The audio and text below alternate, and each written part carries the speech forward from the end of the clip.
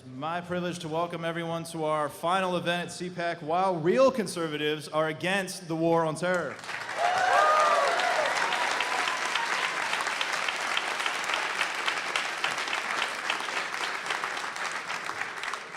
Before we start, I want to thank the people with whom otherwise this event would not have been possible. Campaign for Liberty staffers for putting it together. Also want to thank the Ladies of Liberty Alliance. And the Future of Freedom Foundation.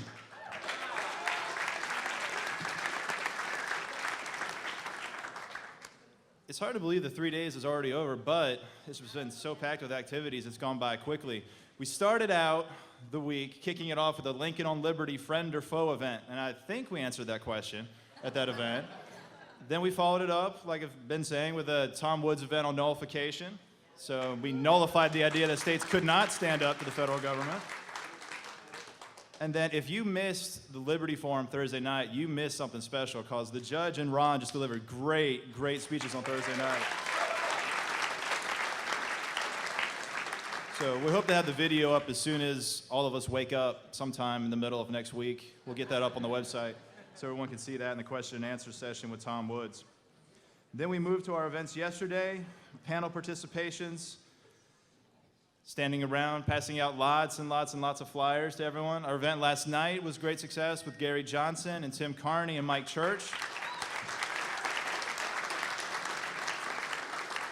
And thank everybody for coming out for that. Real quick announcement for anybody that may be confused. If you are wondering if this is overflow for Newt Gingrich, then yes. Yes, it is.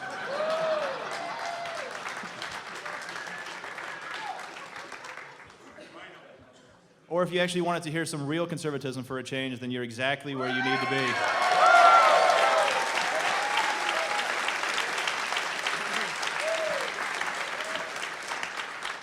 But just a warning, if you were actually trying to get to the Newt Gingrich event, you've got 30 seconds to vacate the room or you are locked in here with us for the next hour.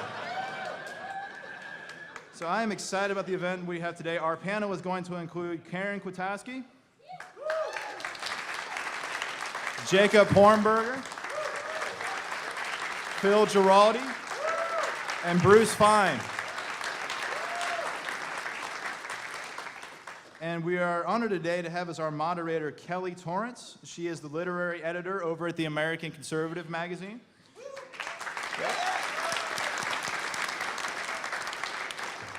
She is a native of Canada, actually, who moved here, I believe, about 8.5 years ago.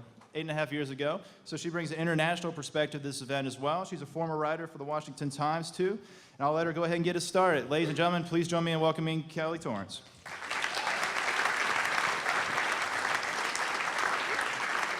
Thanks, Matt. Thanks, Matt. I'll be honest with you. I don't know what to think. Not about the war on terror or the global war on terror, as it's sometimes known, but how conservatives feel about it. I read today that Ron Paul was the only speaker so far that has totally filled the room in which he was speaking, and a lot of his supporters were turned away yesterday. But at the same time, Mitt Romney, who everyone I talked to last night thinks is going to be the Republican candidate in 2012, he spoke glowingly of George W. Bush's record here at CPAC. When Dick Cheney made an unscheduled appearance, he came on to chants of "Run, Dick, run," and not in the way that some of you might have liked. But Dick Cheney doesn't need to run because Marco Rubio, who's considered a rising star of the conservative movement, sounded exactly like him, saying that America must do whatever it takes for however long it takes to defeat radical Islamic terrorism. I mean, talk about perpetual war. Yeah. But Barack Obama gives me hope. Not that he'd end the war. His liberal supporters might have been surprised, but I wasn't. I first came to DC as an intern in 1999 during the time of the Kosovo War. When I went back home to Vancouver, I went to anti-war protests, and the only people who were there were Serbians and communists. Where were the liberals then? They were not against war then. So it doesn't surprise me that both Republicans and Democrats are starting to support this war. And this is it seems like it's becoming Obama's war now. He's put his own stamp of ownership on it by changing its name. It's no longer Operation Iraqi Freedom, it's Operation New Dawn. He talked when he was campaigning, I'm sure you all remember talking about bringing the troops back home, but he's now said he's going to leave almost half of them there. There's about 115,000 troops in Iraq right now. He's going to leave 50,000.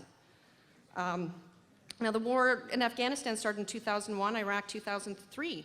That's almost 10 years now, but the debate still rages, and I think that's evidenced by how many people are in this room right now, despite the fact that rock star Newt Gingrich is speaking across the way. Now, I'm not going to offer any arguments against the war. I'm going to let our speakers do that. But I'd like to leave you with a few numbers. And the title of this forum is called Why Real Conservatives Are Against the War on Terror. But I think these numbers should indicate why any human being should be against the war on terror.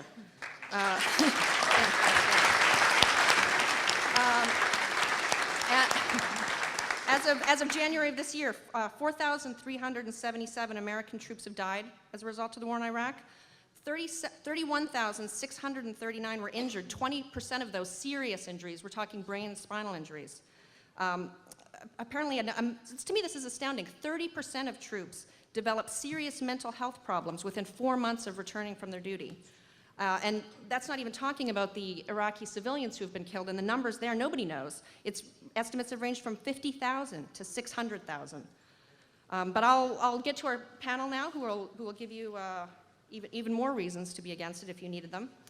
First up is Phil Giraldi. He's a former CIA counter-terrorism specialist and military intelligence officer. He's the current Francis Walsingham Fellow at the American Conservative Defense Alliance, and he's a frequent Campaign for Liberty contributor. Welcome, Phil Giraldi.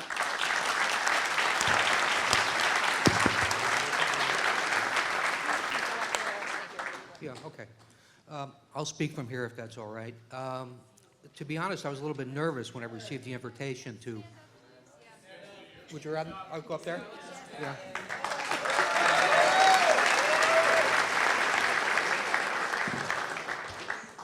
Yeah, I was a little bit nervous when I received the invitation to appear on this panel because I thought it might be some kind of trick,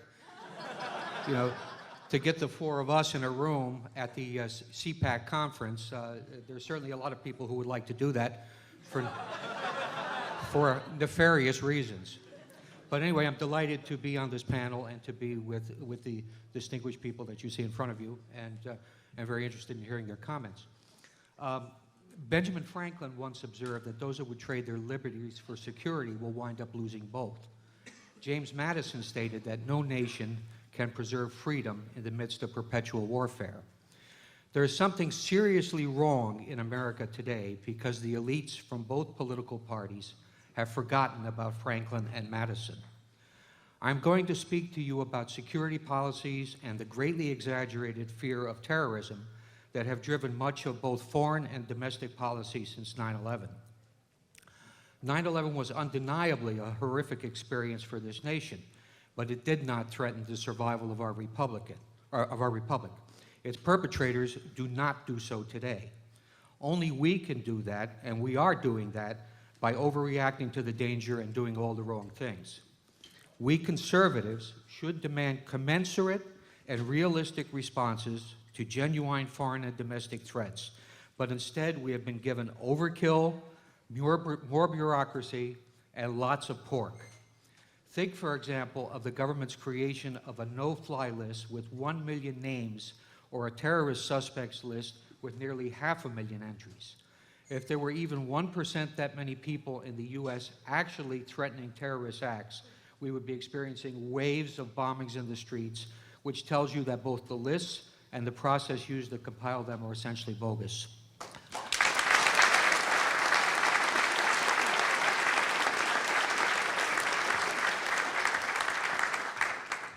The expression war on terror is meaningless.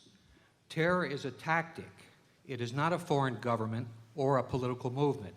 To use the expression a terrorist group is equally misleading, as the groups which come in all sizes and shapes and colors are essentially political and have political objectives, even if they use terrorism to advance their agenda, which is usually to take over the government of the countries where they operate. Why is what we call something important? It is important because how you name and define something shapes how you think about it and how you respond to it. It frames the narrative. Instead of bumper sticker definitions, we should instead be asking whether international groups that use terror genuinely threaten either the United States or any vital national interest. In most cases, they don't. The exploitation of fear of terrorism by those in government has led to wars that did not have to be fought. Fear has been the key to the door for expansion of government and government powers, and the people in charge in Washington have seized the opportunity. It has also eroded the liberties that have defined us as a nation. If you don't think that your rights are vanishing, consider for a moment the position taken by the Obama administration a little over 2 weeks ago, that it is all right to assassinate American citizens overseas based on secret information. While government expanded, and because bureaucrats view the world in terms of institutions and power, our leaders looked at the terrorism tactic and drew all the wrong conclusions. Namely, that those we call terrorists hated the United States for no rational reason, and that there was a military solution that could be imposed to make the terrorists go away. The Washington elite confused America's ability to field a large army with something we call policy, in this case, foreign policy, not understanding that using the military is a failure of foreign policy, not an alternative to it.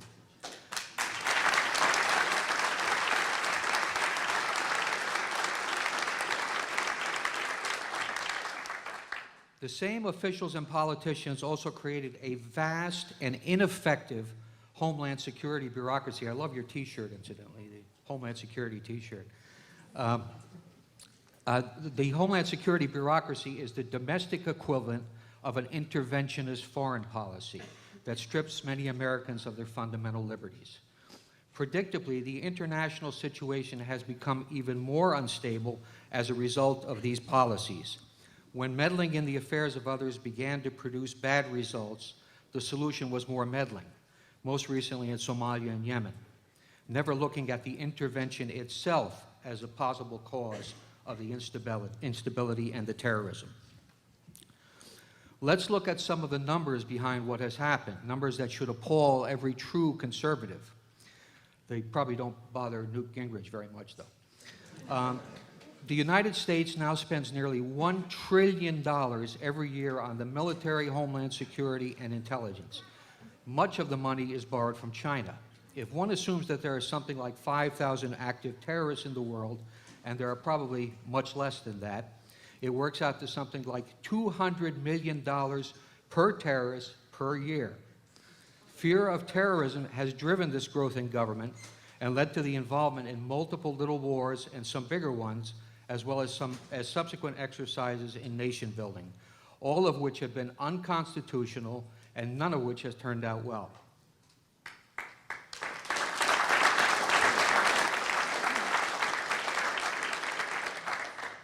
The so-called global war on terror, now referred to as overseas contingency operations, is without end and without limits and has made the U.S. hated and feared and most of the world not respected. It also hasn't made us any safer.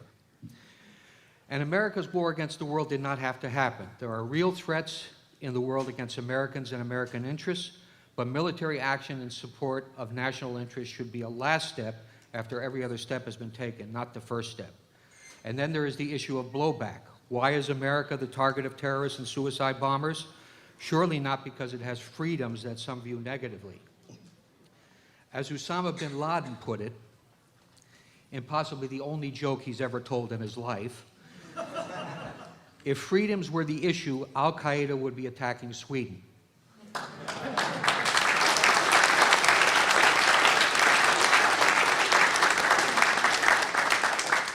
Ron Paul and many others have put it somewhat differently, pointing out that America has become a target because we're involved militarily in so many countries, meddling in other people's business. As they put it, they are over here because we are over there. Finally, I would say watch the money. It is fashionable to blame the Republican Party for many of our ills, but the war party in America is bipartisan.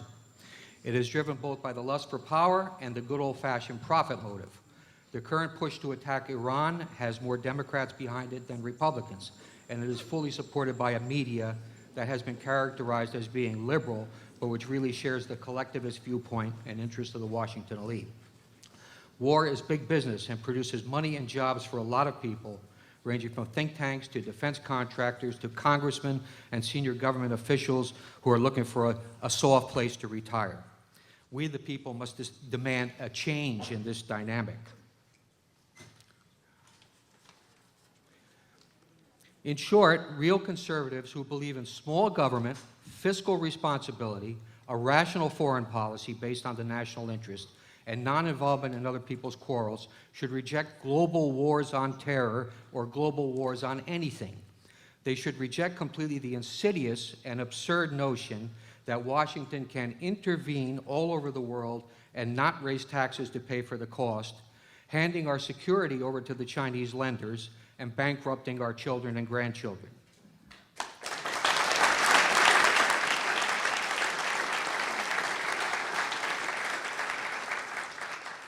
I'd like to leave you with something to think about.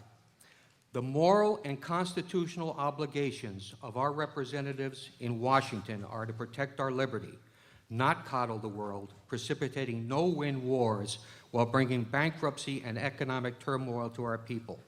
Ron Paul said that in 2008, and it should be our rallying cry for restoration of constitutional authority and an end to the war on terror. Thank you.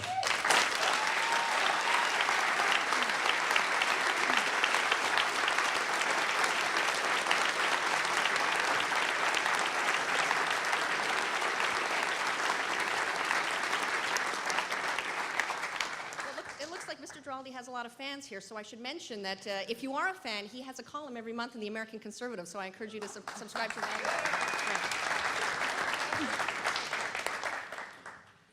that. From a former CIA agent, officer, now we have Karen Kwiatkowski, who is a retired U.S. Air Force Lieutenant Colonel, an author, and who holds a PhD in world politics from the Catholic University of America. She's a frequent contributor to LouWalkWell.com, so please welcome Karen Kwiatkowski.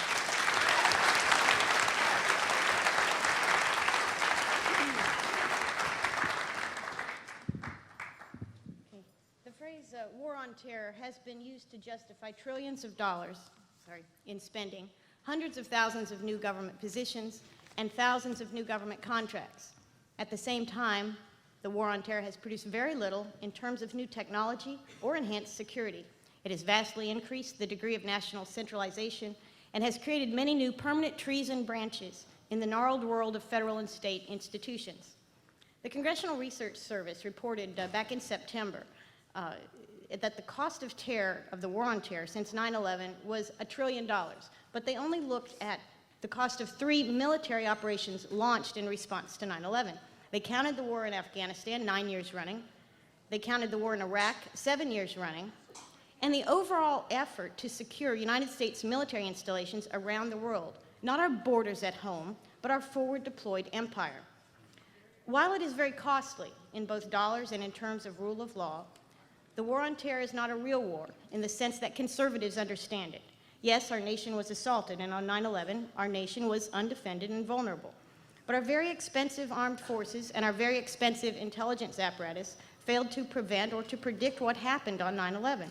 A conservative reaction would have been to assess the situation from the perspectives of what we had done or not done, as much as it would have been to seek to avenge the attack. A wise or thoughtful response would have been to unleash a criminal investigation at home and internationally and to pursue the perpetrators as we examine the institutional failures and policies that made our country vulnerable. Instead, even though we had a so-called conservative president, we did not proceed as conservatives. We did not hold accountable or fire anyone in our government or our defense and intelligence institutions. We did not closely examine our own foreign policy or our extensive intelligence and military activities overseas, particularly in the Middle East. We did not even devote sufficient time and energy to investigating the crimes committed and the people behind those crimes. Instead, our so-called conservative president, with the backing of so-called conservative people, reacted pretty much as that other party we have been rightfully criticizing here at this conference. What we are talking about today is our reaction to 9/11. Because that is really what the war on terror has been, a reaction, not a strategy.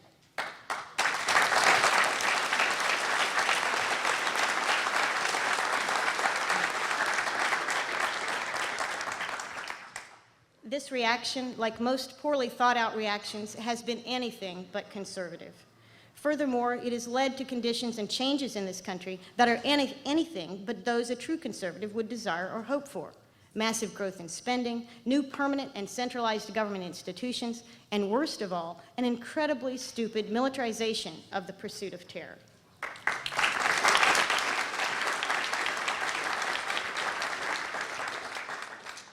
It is the stupidity in the strategy that I want to briefly review. And to do this, no one here needs to understand the least bit about military history, tactics, and strategy. You do not need to know about the Chinese general Sun Tzu, because apparently no one leading the Pentagon is reading him.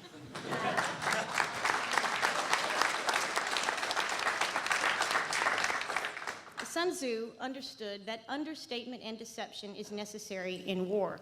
He said, "Be extremely subtle, even to the point of formlessness.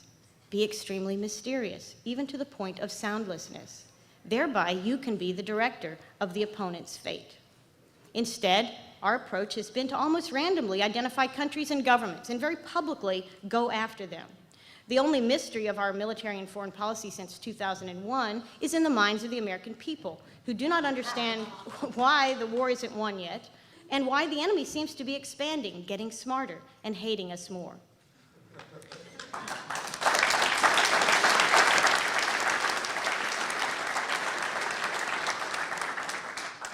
Sun Tzu said, "If ignorant both of your enemy and yourself, you are certain to be in peril."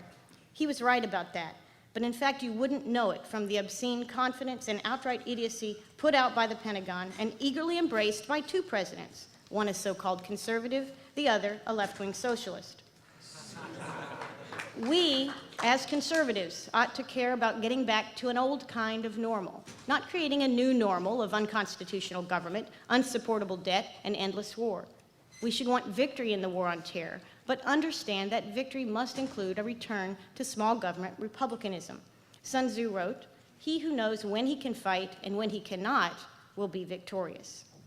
But as I said, those creating, pursuing, advertising, and selling the so-called war on terror have not read Sun Tzu and cannot be bothered.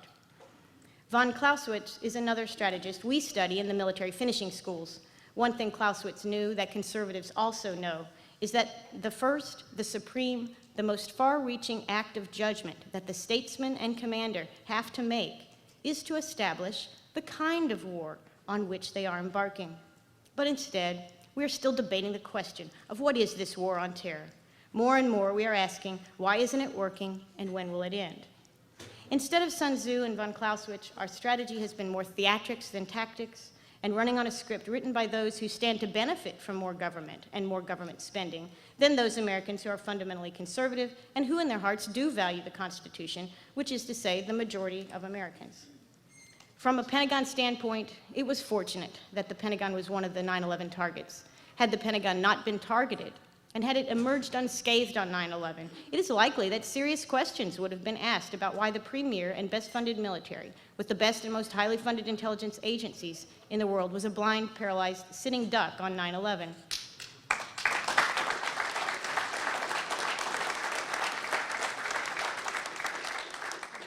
Instead, no serious or probing questions were asked about the appropriateness of our massive military-industrial complex. After 9/11, the so-called conservatives in charge, instead of taking wise counsel, did what any decent Democrat would do. They threw unlimited piles of money at a largely undefined and misunderstood problem.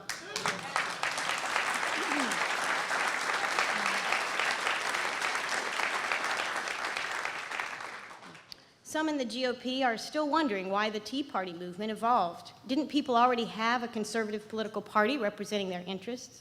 Well, the GOP promotion of the war on terror, using big contracts and bigger government, trampling the Constitution, all in the name of fear and empire, none of this approach was conservative.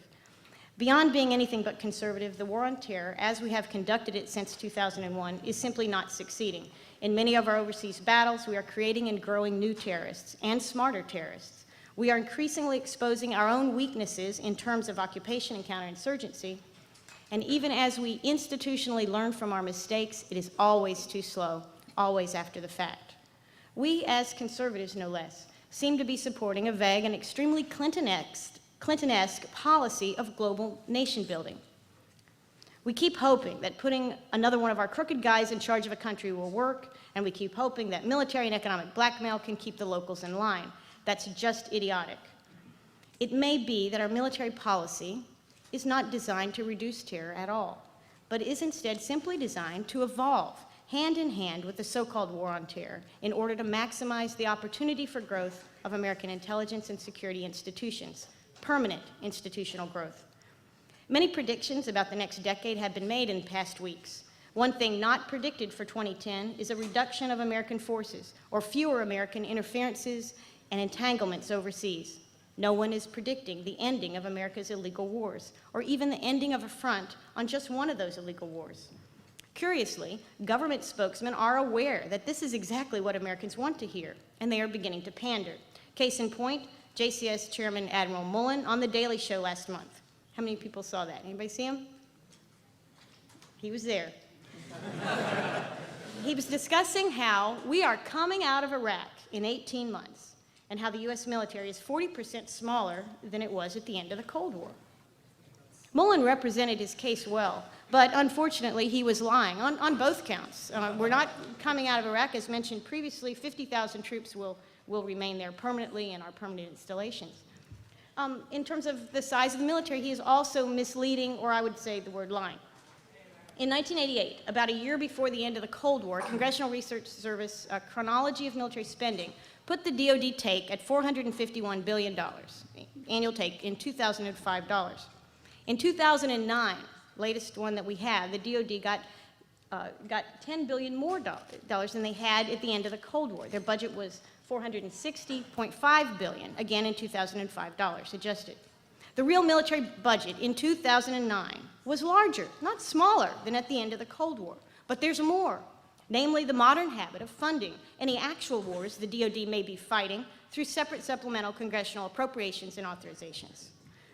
Admiral Mullen also mentioned on The Daily Show that our uniformed military was smaller today than at the end of the Cold War, smaller in terms of people. It's true, we do have about 750,000 fewer troops than we did at the end of the Cold War. However, for the past 20 years, we've been outsourcing all kinds of formally uniformed specialties and subspecialties. As one conservative economist correctly wonders, and I quote here, was the outsourcing really about saving money? Or was it a way to ramp up the effective size of the fighting force without having to institute a draft or some other means to increase the size of the military, e.g., increasing pay substantially? And perhaps sending a few, more than a few actually, bucks in certain directions. The future, especially the future for people who love and value American liberty, is in danger. It is in danger in part because we did not pursue and are not today pursuing a conservative approach to reducing anti-American terrorism and ensuring the guilty were indeed punished for their acts. After 9/11, a ruthless, tragic, terrible event burned into our minds and into our hearts, the United States had alternatives. We could have, as we had done in so many other cases of terrorism, pursued the criminals through a system of law enforcement. This would have meant a slower process, a process that would have been less emotional and less political, and would have required international police and intelligence cooperation. After 9/11, we had the sympathy of the world and strong offers and guarantees of their support.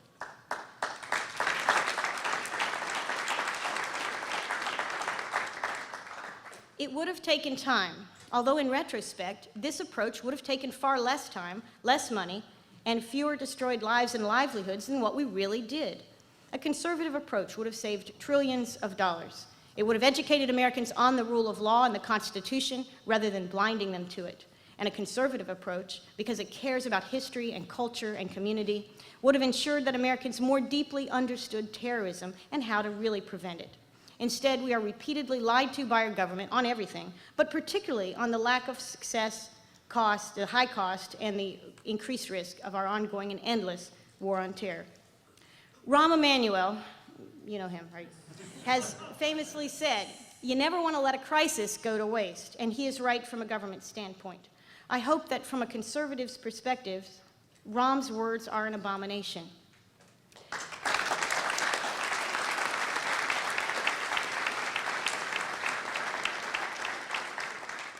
But in fact, looking at the policies of the Bush and Cheney administration regarding terrorism, with Obama continuing them enthusiastically, I am beginning to have doubts as to whether conservatives in this country really understand what it means to be a conservative.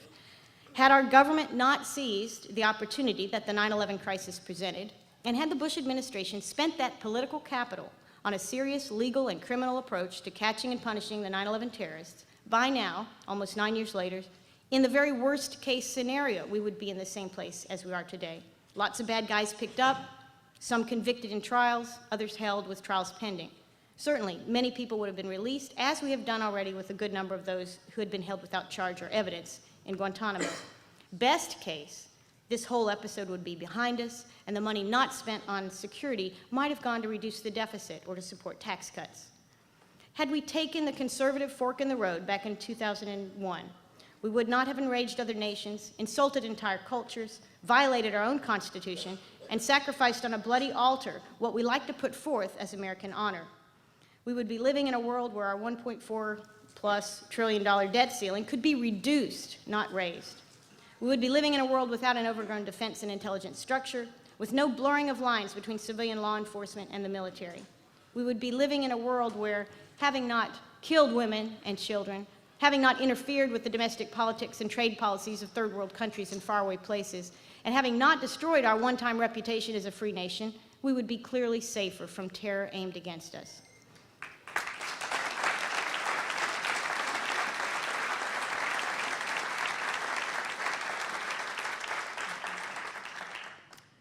But the United States is led by a media and power elite that is, in fact, not conservative. It is instead vested in doing exactly what it has been doing, growing in power and increasing its take from the national till. For these agencies, the war on terror is working just fine. How might we, as conservatives today, really begin to fight terrorism? First, get a Secretary of State who speaks for the Founding Fathers' preferred policy of free trade with all and entangling alliances with none.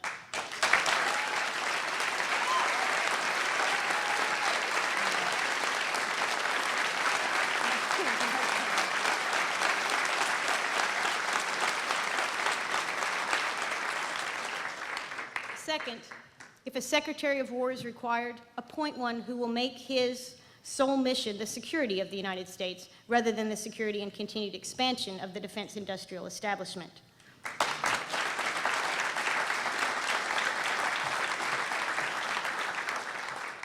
Third, conservatives of all people have the responsibility to understand both rule of law and to understand our own American history, both the good and the bad, and to keep the light of freedom burning at home. This means we have to be leading the charge at home to reduce our illegal empire abroad for reasons both financial and constitutional.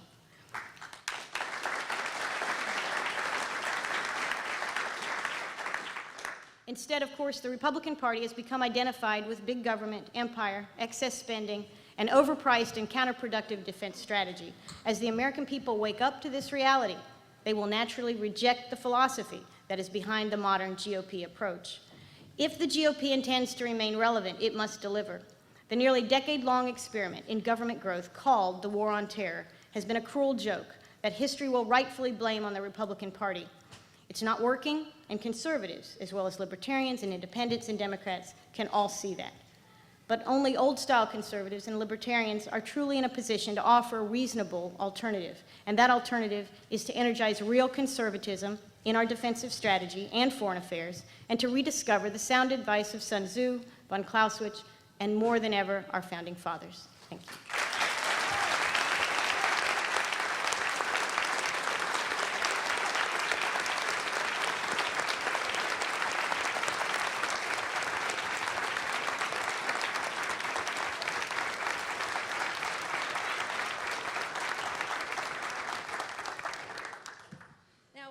Giraldi mentioned the Washington elite in his talk, but I think it's important to note that not everybody in it has bought into preemptive and perpetual war. And our next speaker is a case in point. Bruce Fein is the former Associate Deputy Attorney General in the Reagan administration. He's now president of the American Freedom Agenda and author of the forthcoming Campaign for Liberty published The American Empire Before the Fall. Please welcome Bruce Fein.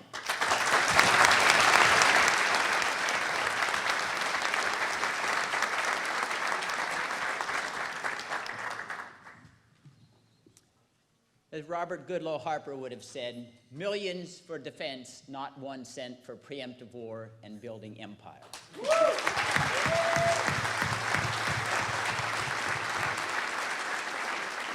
Now, I want to speak today about the problem that has arisen in the United States, where it's the best of time for empire, the worst of time for the American Republic. Because it didn't just begin with 9/11, although that accentuated it. In fact, it goes back to the time when we began to lose our bearings from what the Founding Fathers intended the vision of the Republic to be. First with the Mexican-American War, Manifest Destiny, lying about Mexican attacks on the United States, the same lies about the sinking of the Maine that Admiral Rickover discredited years later, the lies that Woodrow Wilson told about the Lusitania, there are lies that Franklin Roosevelt told about purported Nazi submarine attacks on U.S. vessels that were contrived to get us into war, the Gulf of Tonkin resolution, and before that, remember Harry Truman's police action in Korea, some police action, lied to the Senate that when we entered the UN, he would ask the Senate and the House for an authorization for war, but he decided he'd forget that when it came to Korea. The Gulf of Tonkin we already mentioned, and we can go on and on, the most recent with regard to post-9/11 wars in Afghanistan and Iraq, maybe soon into Iran, Yemen, or otherwise. What I'd like to explain is what previous speakers have elaborated on, how much we have turned the Constitution and the Republic on its head. The first, it's always amusing to me to hear people who claim they're the strongest constitutionalists say we've got to take the military into all corners of the globe, maybe even interplanetary, intergalactic next, right? Because, wait a minute, we have, what's the doctrine? The 1/1,000,000th percent doctrine. If there's 1/1,000,000th percent, it's true, you gotta act on, it's the gospel. Maybe plotting in Mars, we gotta go there with NASA, right? And that idea has infected the United States, because if you're looking for no-risk life, there's no liberty and no freedom. It's what the Founding Fathers understood. You have to have some risk.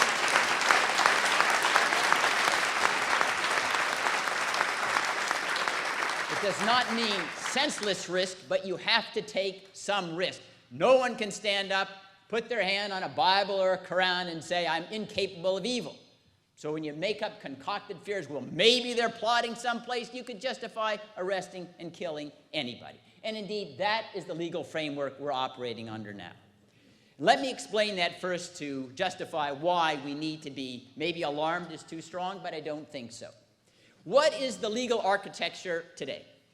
The war on terror, one, is permanent, because you cannot eliminate a tactic. There's no Tokyo base surrender, there's no Lee to Grant at Appomattox Courthouse, nothing.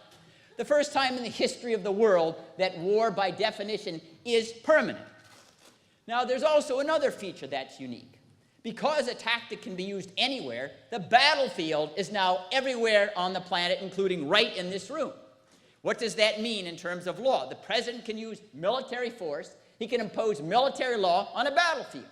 Indeed, that was the theory of the executive branch's idea that after 9/11, FISA, all the laws that regulated ordinary civilian life had no application, because we're all on a battlefield. You don't need judicial warrants, the military go, open anybody's home, all the limitations that apply in civilian life are now gone. The battlefield is everywhere.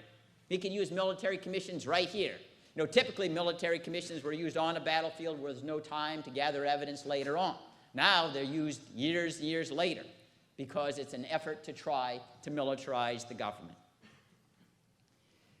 Those are perhaps the most egregious examples of how much all of our liberties now in a legal concept are at the sufferance of the president. Phil said, this is President Bush began it and President Obama reiterated, the authority unilaterally declared to kill any American, really any place, not just abroad, because the battlefield is any place, that he decides is, in his terms, a continuous and imminent threat to United States interests. We know what imminent means these days, right? It's not you've got ocular evidence of something going to happen. It's that it may be a breeding ground for some evil that could emerge, like Athena from Zeus's brain 15, 20, 50 years in the future. Now, this is not a caricature. In fact, it was reported in the New York Times that shortly after 9/11, Bush summoned his wise men None of them would have qualified to sit at the Constitutional Convention, but we'll put that aside. The wise men said, no, we not only have to target abroad all those countries that are currently harboring terrorists, but those who could be breeding grounds. Any place that doesn't have a viable democracy that looks like the United States. And the list gets long and longer. Indonesia, Yemen, Jordan, Qatar, everywhere in the world. That was the idea. And again, it's this no-risk idea of life. You have to eliminate any conceivable evil, and that justifies all resources, military power, arbitrary authority whatsoever. And no one will stand up and say, you know, even though we understand 9/11 was an abomination, there's got to be some risk that it can happen again. We want it to be small, but we have to live with that idea. Otherwise, we will be everywhere locking up anybody at anybody's whim. And our legal construct, although there are political restraints that have prevented it from happening, now authorize the president to turn the United States into a police state because it's all a battlefield. You know, during one of the investigations, the Lackawanna 5 terrorists that were conspiring to go train in a training camp abroad, the idea was suggested that they should send the military to go effectuate the arrest rather than the police. Now, early on, that was rejected. Just like at one time in the United States, no one got alarmed when Richard Reed was arrested and given Miranda warnings after he was captured off the plane. Now suddenly, years later, oh my gosh, Miranda warnings, the Constitution of the United States, what have become? Paying attention to the Constitution, it's a scrap of paper. And really, conservatives and liberals have to get together, the country has to get together around the idea of constitutional law, because process, due process, the most important words ever invented in the history of civilization. It conveys the idea that you can get it wrong. You have to have hearings. You can be arbitrary. You have to have opportunities to respond. That is now out the window. No hearings whatsoever. I remember I testified in opposition to the Military Commissions Act because it suspended habeas corpus, as the Supreme Court later said in the Boumediene case. And these are members of the Senate on the Judiciary Committee, some sat on state Supreme Courts. Mr. Fein, they're all guilty as can be. They're all terrorists, and they haven't had a trial yet. Not only that, just to show you how wrong you can get in this war on terror, because the images.